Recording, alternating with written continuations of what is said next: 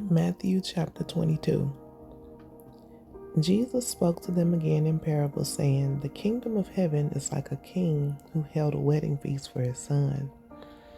And he sent his servants to call those who had been invited to the wedding feast, and they were unwilling to come. Again he sent other slaves, saying, 'Tell those who have been invited, behold, I have fattened my dinner, my oxen and my fattened cattle are all butchered, and everything is ready. Come to the wedding feast.' But they paid no attention and went their separate ways, one to his own farm, another to his business, and the rest seized the slaves and treated them abusively and then killed them.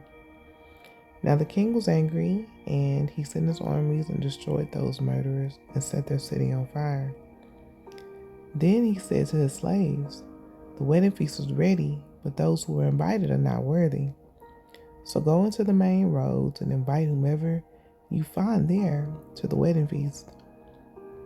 And those slaves went out into the streets and gathered together all whom they found, both good and bad, and the wedding hall was filled with dinner guests.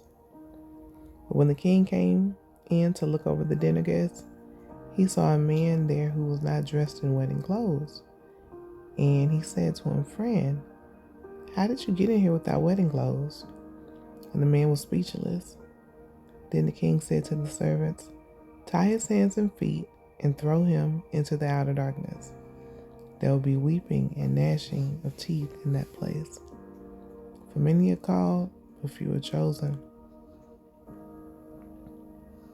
Then the Pharisees went and plotted together how they might trap him in what he said.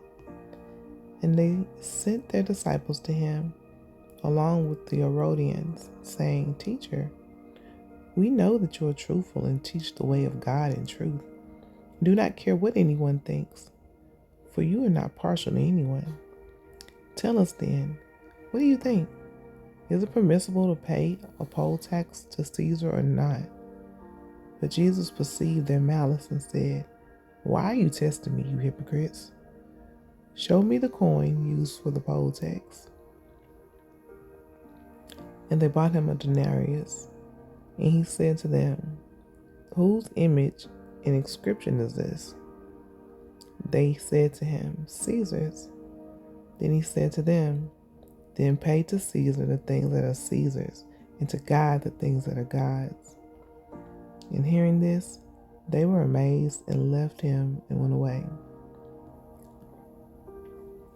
On that day, some Sadducees, who say there is no resurrection, came to Jesus and questioned him, saying, 'Teacher, Moses said if a man dies having no children, his brother as next of kin shall marry his wife and raise up children for his brother. Now there were 7 brothers among us, and the first married and died, and having no children, he left his wife to his brother. And it was the same also with the second brother, and the third, down to the 7th. Last of all, the woman died.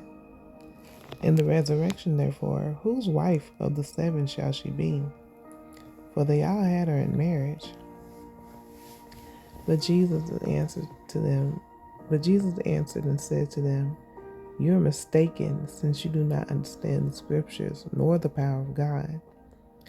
For in the resurrection they neither marry nor are given in marriage, but are like angels in heaven. But regarding the resurrection of the dead, have you not read what was spoken to you by God?